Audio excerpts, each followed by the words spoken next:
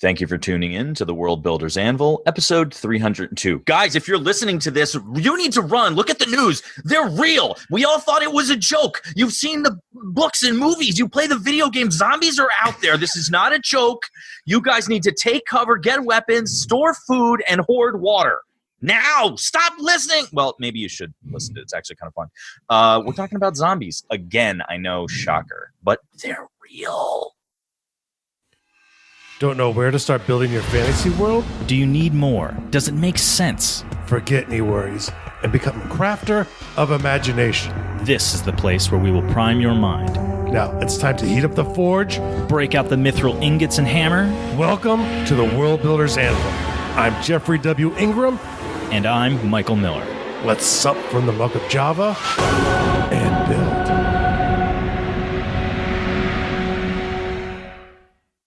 Welcome back. Brain dead as always. My name is Jeffrey W. Ingram. And preparing for the apocalypse, I am Michael Miller.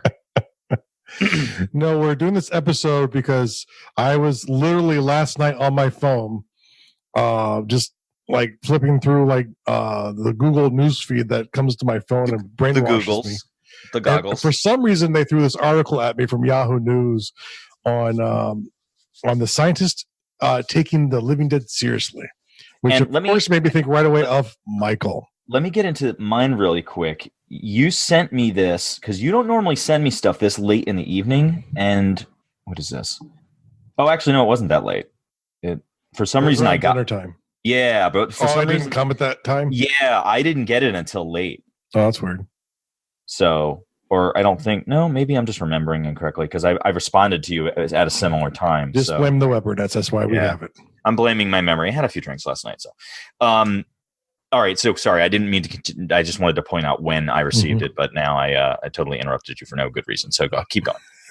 As per usual, Michael Miller. Sidetracking as always.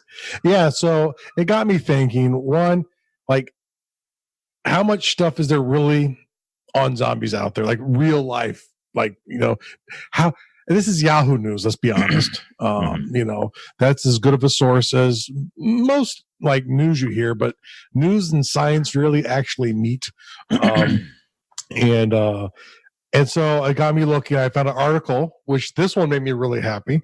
And all these articles are going to be listed in the show notes. So if you go to garduel.com, you will find the show notes for this episode, which is episode 302. And I found something in Scientific American, which is a much better sounding name than Yahoo News, about real life zombies. And not as catchy, though. Not as catchy, but they actually talked about zombie Carpenter ants, which I was like, cha-ching, it proves episode 79 to be fact, not fiction. That is a scientific studied episode, I'll say.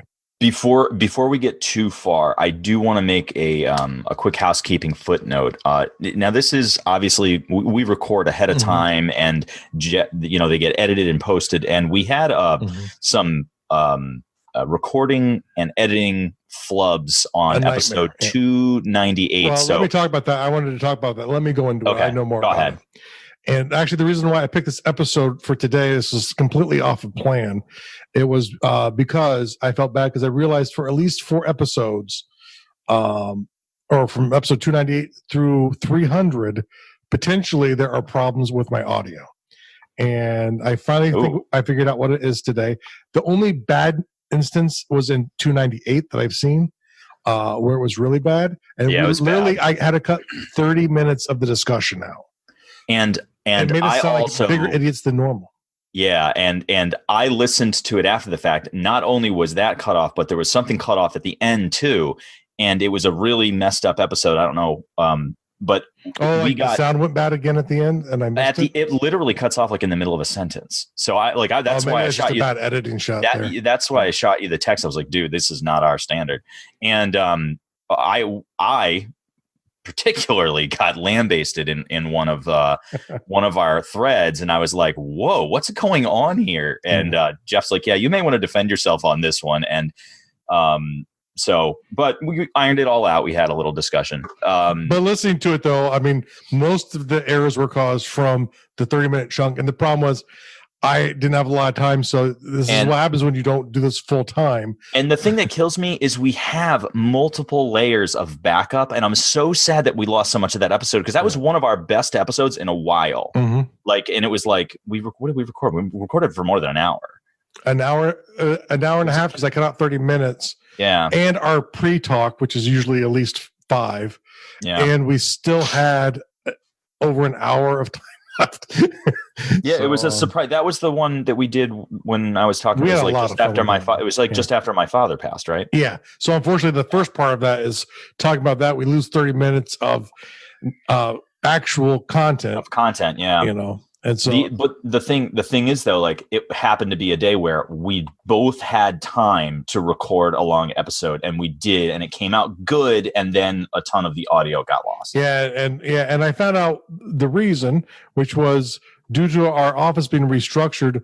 The back of my mixing board's power cord was actually jiggled, just touching. My wife's desk, both of our desks are adjustable, was going over just enough that whenever she'd go up and down, she was slowly knocking the cord out. So I'm hoping those issues are done. We'll still have occasional issues just because we record over the internet, but hopefully it will be back to normal audio, and we'll sound our normal stupid selves, not exceptionally out of not taking ourselves out of context. Not exceptionally stupid selves, just normal stupid. Yeah, if we sound stupid going forward, it will be in context, not out of context. So, but getting to zombies here and real life, episode 79 is actual real news. It's not fake news for all you out there. And because you have zombie carpenter ants. And these were kind of cool because it's literally a fungus infects the ant, and the ant will literally leave the colony. It'll walk out to a precise height. And this is in the rainforest somewhere is where they're predominantly found.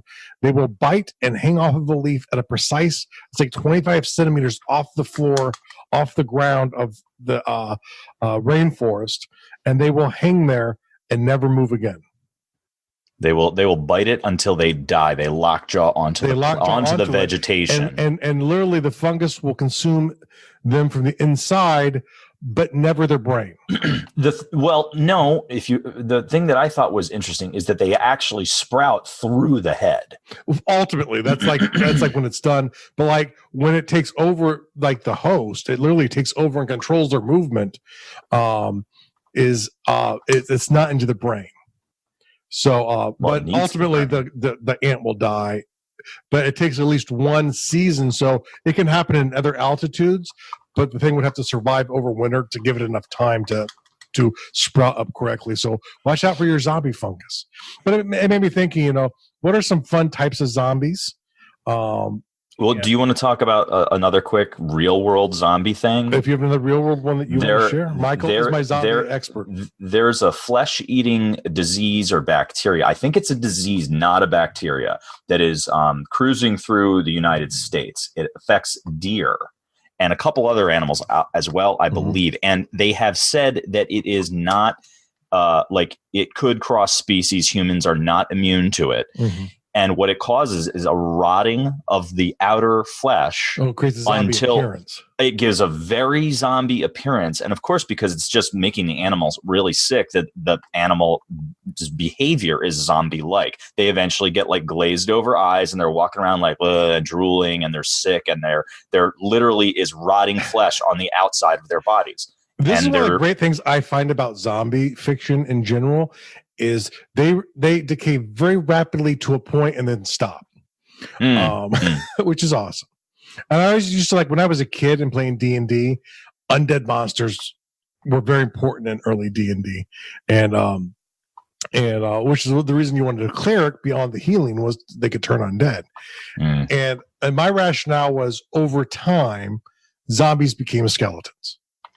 Well, yeah, of course, but the books don't play them that way, and I'm a little disappointed that they didn't think the world out better. But, whatever, I guess. But, okay. So, first thing I want to talk about here is what am I going to define as a zombie? One other quick thing on the subject you just mentioned. In my book, people, we talk like, well, are you going to do fast zombies or slow zombies? And I'm like, well, both, all of the above. My rationale on zombies, my take is this: when you first get turned, the flesh is in good shape, so you're a fast zombie at first.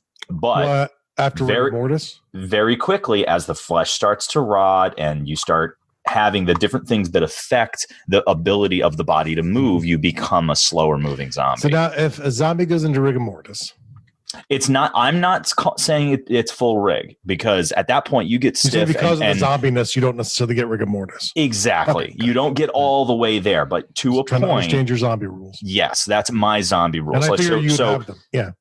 So a fresh bitten person dead, they're going to come at you like 28 days later. Like, they're fast, but given time, and at that point anyway, and the time is short. Like, it only takes a few days for a body to rot in the appropriate conditions. In your average conditions, I'm talking like a temperate zone. Obviously, in a rainforest, it's going to be a lot faster, and if in a desert, it's going to mummify quicker, but it's not going to rot.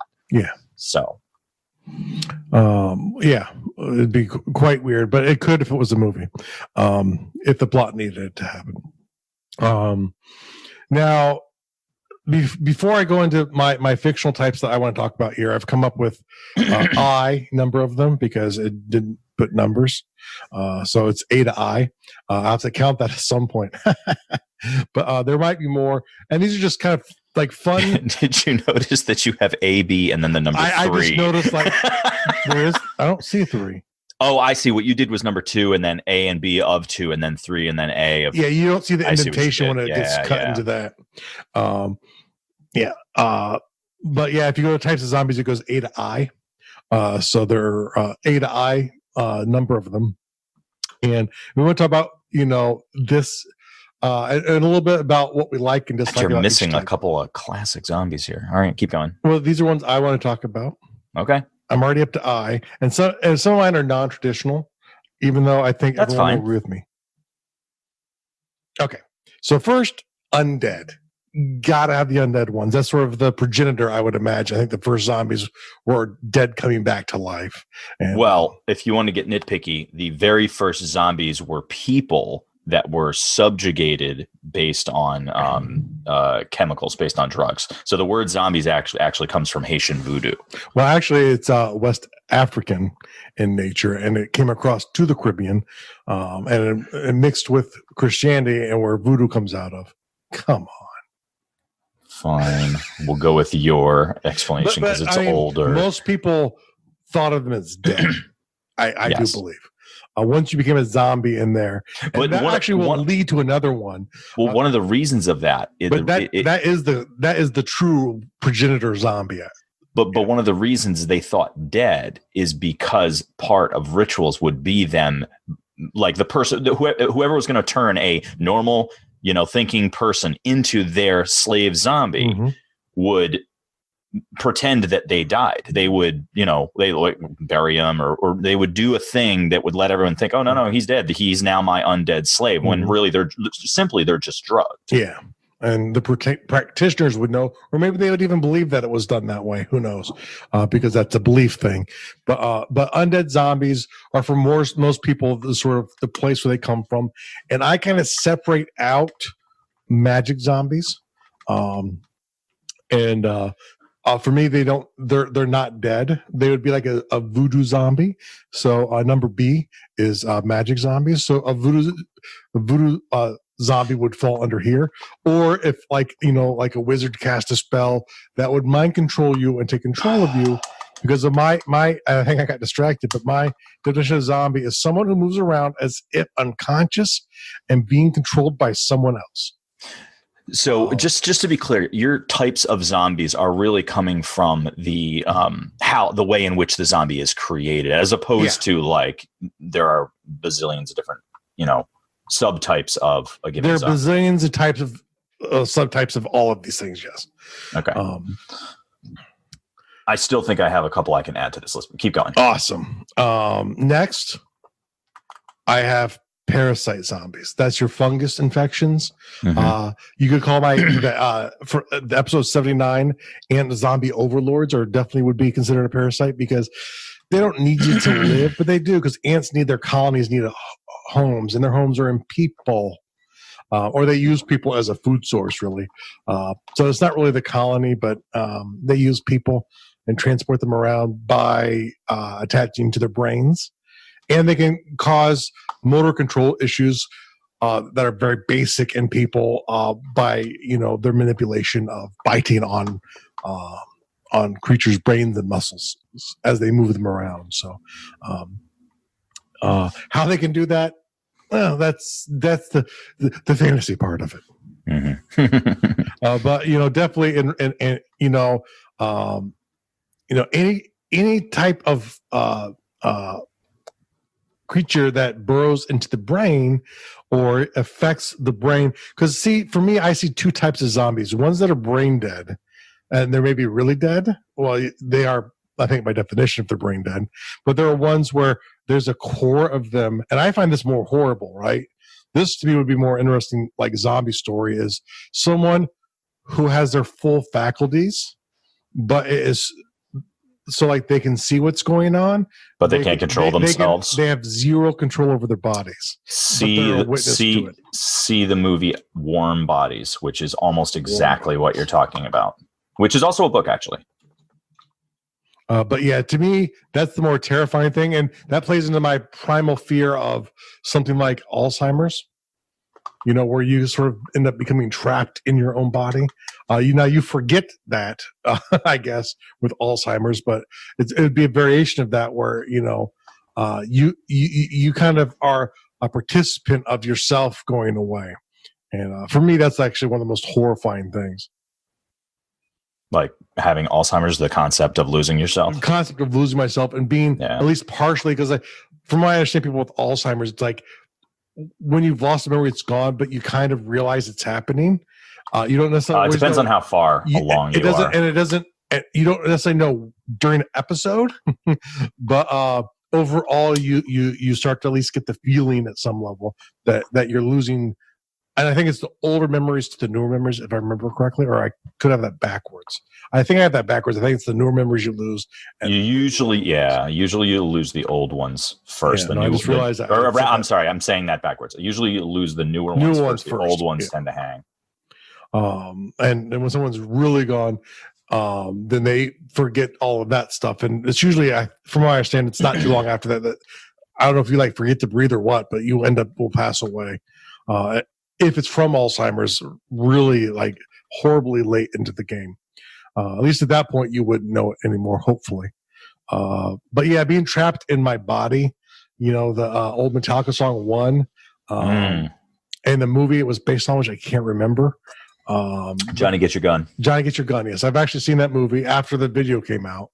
And definitely that is a nightmare scenario where his brain's completely intact, but he the only way he could communicate, if I remember correctly, was by Morse code banging his head. No arms, no legs, no vocal capacity. So all he could do was he would start banging his head. I can only assume that his eyes must have been messed up too, because since they didn't do a blinking thing with him, I guess his whole face must have been trashed. Yeah. And I think maybe they just did the head banging because it was more visual. So one of those plot needed kind of things. Yeah. So next one, I was just going to start talking about the next one. Well, Pathogen. The next one you have though is virus. Also, would you kind of couple those? What's your difference between pathogenic and virus? Do pathogen, and we get the virus. Look at the thing. Well, I'm not sure what you mean by pathogenic. I mean, usually that's like as a blood thing, right? Pathogenic.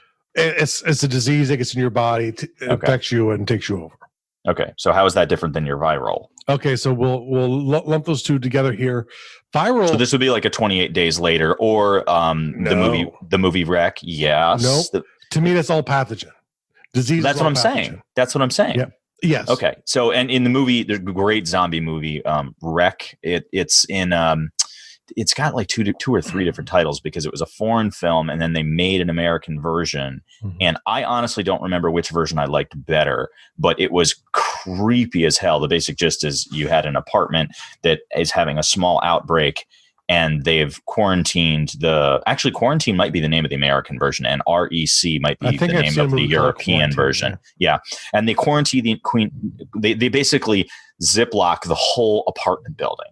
And what's really, really creepy about it is that it's basically an advanced form of rabies. And this is a common basis for many zombie tales because rabies is like, if you were to have like a modified super rabies, it would be a zombie. Because what happens with rabies can't be cured, by the way. Or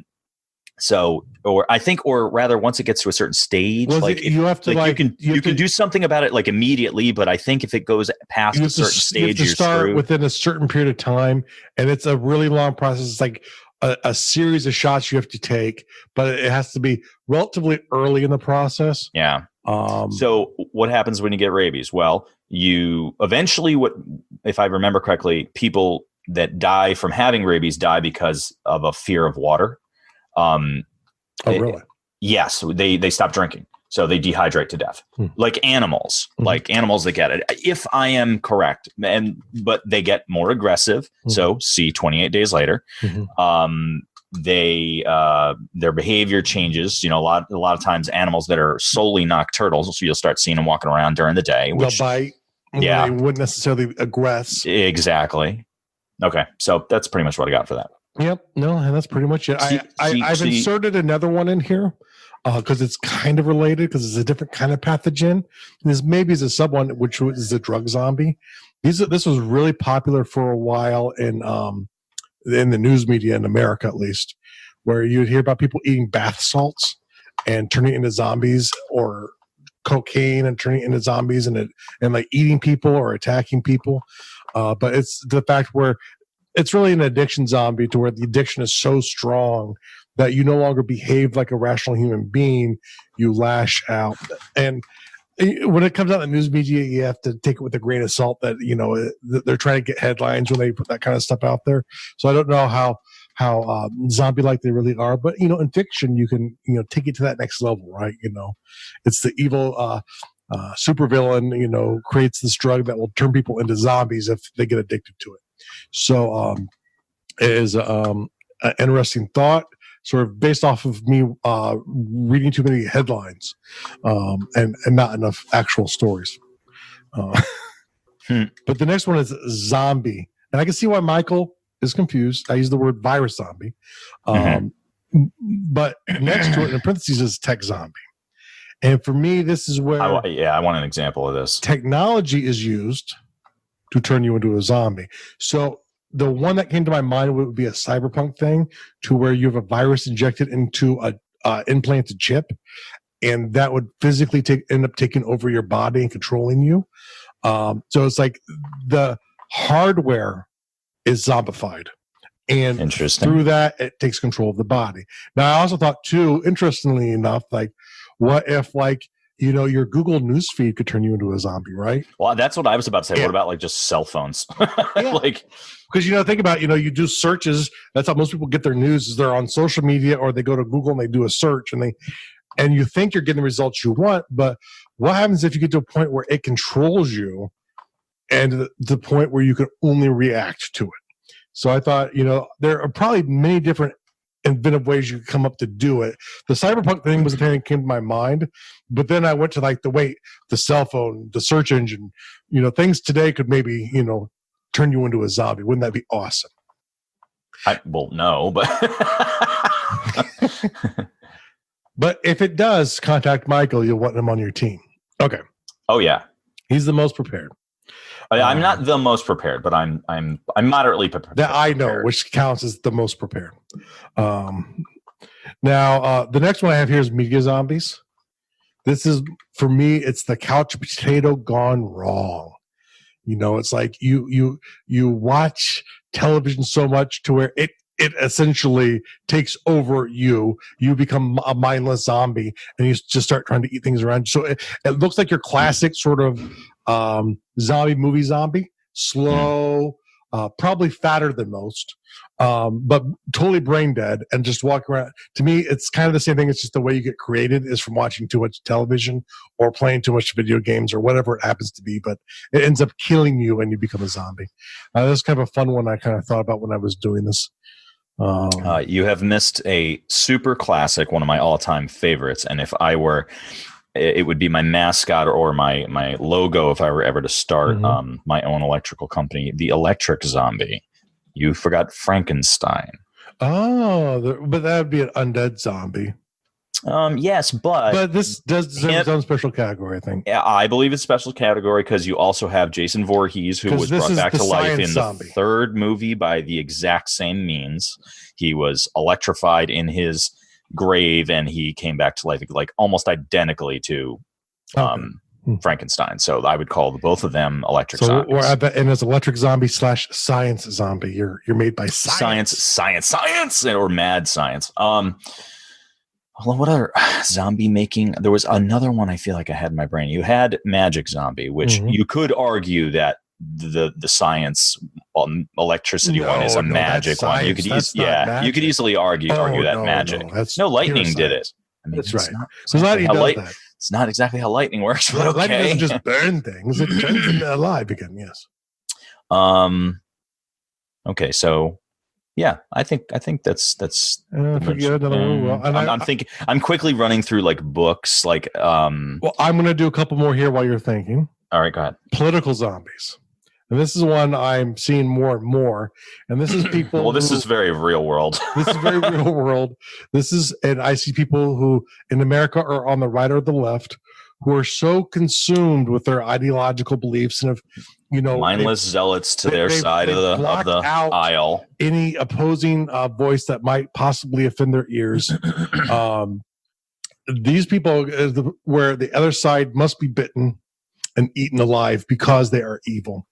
And so this is me taking the political schism right now to the logical conclusion, which is people who spend too long in ideological vacuums turn into zombies that start consuming anyone who's not their type of zombie.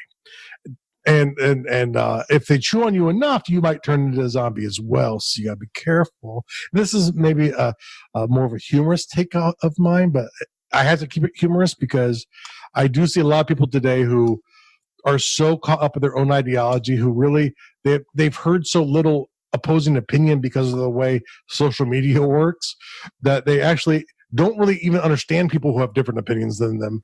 And this is where you get these strange things today where people like they're shocked sometimes that there are people that have different opinions. And when they hear them, a lot of times can't even argue because, they're in an echo chamber and they don't actually hear opposing opinions. So they can't formulate and develop arguments over time against them. So, to me, this is where we're headed as a society, where we'll have political zombies walking around eating people. It's the most logical conclusion. It's the most logical conclusion, I think. Yes. And so worker zombies. In the meantime, go out and buy yourself a titanium crowbar, which is important. It's the only cure for all types of zombies. And my final one is worker zombies. These are the people, or the 9-to-5 people, who go in every day. And essentially, their life is routine from the point they wake up until they go to bed. I'd say, you wake up, you brush your teeth, you do everything in the same sequence every day. You get to work, you do the exact same work at the exact same time every day.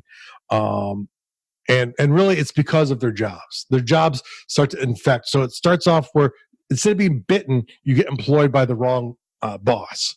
And then it starts to go, okay, this is your morning routine. And then you learn your afternoon routine. You take lunch when they tell you to. You go to dinner when they tell you to. You go to after hours events when they tell you to, until it affects your whole life. And once it affects from your entire day, you've become a worker zombie. And now you walk around and you eat probably corporate filings. I'm not sure exactly what you eat here. Probably not brains. But these are the people who end up making the decisions to put out products that kill people, and to hide the truth. Boeing, allegedly. Did you say Boeing? Yeah, it was a cough. What have they been up to lately? Have they been doing something? The 737 Max, where they actually have communications between people stating that they know their very automated system isn't working correctly. Oh, and literally, so they know it's a death trap. They knew it was a death trap, and in places where people weren't trained correctly on how to take the system back over, it was actually kind of hard, I guess, to take it back over. There were a couple plane crashes where this plane's been grounded across the world. So to me, it's like, there were people who are like, oh, we'll leave that defect in the car because not too many people will die. To me, they're a worker zombie. They've been so infected that it takes over their entire life and they have no brains left. Ergo, they're someone who moves around as if unconscious and being controlled by someone else, because to me, that makes more sense than them making that decision as a human being. So worker zombies for the eye there. That's really all I have here for types of zombies. There are lots of other types of zombies, and Michael's correct. I were just led to ones that I was inspired to, and literally, if you want some scientific research, I don't think I talked about this before. I went to Google Scholar, which is Google's website to search scholarly papers. There are almost 80,000 scholarly papers if you search for zombies. So just think about that. 80,000 papers essentially about zombies. You're welcome. The link will be in the show notes. Because, of course, going to Google Scholar and typing in zombie is too complicated. So go to the show notes to do that, folks. Do as you're told all the time, and it will take you over. You become a link clicking zombie. That's maybe a new one. A podcast zombie. Podcast zombie. Yes. Podcast research zombie. So now we're going to move on to the world building task of the day. And mine's quite serious this week, folks. I want you to go out and eat some brains. Zombies get a bad rap for eating human brains, but you don't knock it until you try it. No, wait, please actually do not. Yeah, don't do that. Don't listen to me. Really, really. I'm a fiction writer. I lie. I'm a big fat liar. Please don't eat people. But yes, have a character in a story eat someone though, because that's awesome. I say just write a short zombie story, 1 page in your world. It could involve your favorite characters or not. Maybe just a village that gets wiped out, and maybe it's just an abandoned village that people find one day and no one ever knows what happened, but it was a zombie outbreak. Just remember, when we talk about zombie apocalypses, it's all about hopelessness that can't be recovered. And now for the real world task. I found an article. I've been doing research, and this is a study. I don't even remember the name, and I'm too lazy to look it up. But there's going to be a link in the show notes to an article called "What Type of Gamer?" 4 types of gamers and learning engagement. And there was a study done several years back about online gamers, and they ended up breaking them down into 4 parts. And we're probably going to do a podcast episode over all of this. But I want you to go check out this article. If you're interested in interactive fiction in any way, it's important to realize that different people interact for different reasons. And this was one of those obvious but still an aha moment. Because if you fall into one of the categories, it's like a personality type. You don't always even recognize that there are other or all of the other types. So we'll end up probably doing a podcast episode on this specifically. But go ahead and go check out the article about the 4 types of gamers and the learner engagement you can read if you're interested in teaching people, because it was an article about gamification. But I was really into gamification for a little while, but I really could never quite make it work the way I had intended it to work. Yeah. And that's probably because if you're not targeting yourself correctly, the correct type of gamer you are, then you won't use the correct kind of gamification to lure you to the next step. And sometimes it's more complicated than others. For me, it was really about tracking success, and I wasn't doing that. And that's something that's really important. The tracking, this success tracking isn't your thing. And you got to learn, like me, I know I'm an explorer. So if I use techniques that would work on an Explorer, which is kind of easy, right? You throw me a link and I'm like, oh, let me go check this stupid thing out, or let me go check out this interesting thing or the smart thing, whatever it is. I will probably check it out because I like to explore things. I do it for the exploration. There are other types of explorers. They're killers, people who are in it to prove themselves, right? So I'm the biggest and I'm the best. Now you think that that's my archetype. What is the last one? Because no, there's two more. There's Achiever, which we haven't talked about in the episode, which is someone who is the achievements. So, and I don't know if looters could maybe fall into there or not as well. I'm not sure. And see, I look at myself as a pure gamer. For me, it's about the fun. I like to play. I don't have to win. No, because you're going to spend 3 years to acquire a weapon that only 8,000 other people ever have. I was probably right the first time. You're probably an achiever. As your archetype. No, but you said I was a killer. But I changed it later on. I thought internally when you were talking about why you wanted the gun. I'm like, oh wait. No. I was just simply pointing out that that's a fact. I want the gun because it's supposed to be awesome. It's important to you. Mm-hmm. Yeah. It's not important. And the last one I believe is a socializer, which a lot of multi gamers are. It's like they play WoW because that's where their friends are, right? They like to socialize with people via WoW. I used to do that on Destiny, but now I'm like, I barely talk to anybody. You can't be that type. And a few years ago, I would have. Oh, I'm definitely not that. I think you're definitely not that type. You don't care about the external reward. You want the internal reward from achieving. I think it's the other way around. I don't really because for me it's a practicality thing. I won't go after a gun that is crazy, stupid, annoying, hard to get unless it's a gun that I want, and then I'll jump through all the hoops if I want it. For instance, Luna's Howl was one of the hardest fucking guns in Destiny for me to ever get. The only reason I got it is because they changed the way their ranking system.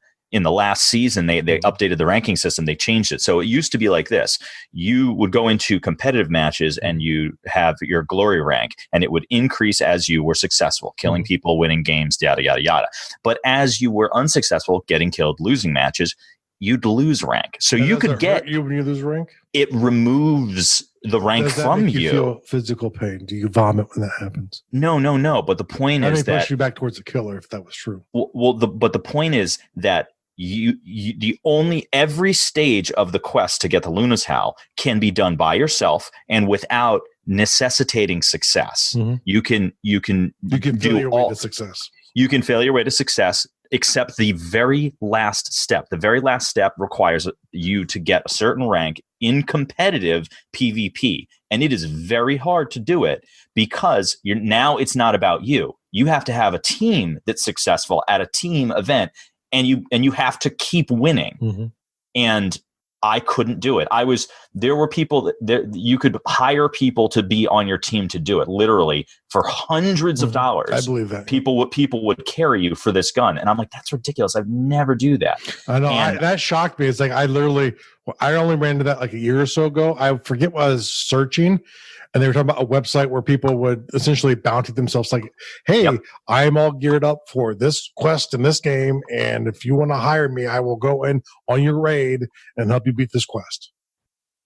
Wow. You see, it's like for me as an explorer, I don't even care if I win. I want to find out the things and I want to see the things, but I don't. It's like raids, I would maybe play a couple times, but I start to get bored if I kept doing them over and over again.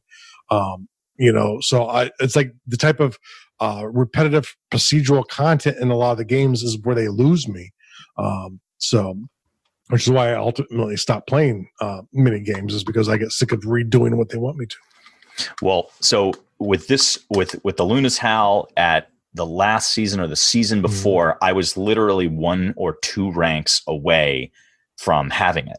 And I was pulling every string I could. I was ready to pay a kid $65 to ensure my success, and we couldn't set our times up together because he was in the UK, and so the season passed and I didn't get it, and I was so pissed and so disappointed. I was like, I don't know if I'm going to be able to go after this again. This guy sounds like anarchy to me. In the past season, they changed the way it works. The way it works now is you will still backslide your progress, but only to the rank level that you are currently at. So you can still fail your way to success. You still have to succeed. So you could win like 4 or 5 matches in a row and clear a rank. But then once you're at that rank, you will not backslide to the prior rank. Whereas previously, you're not.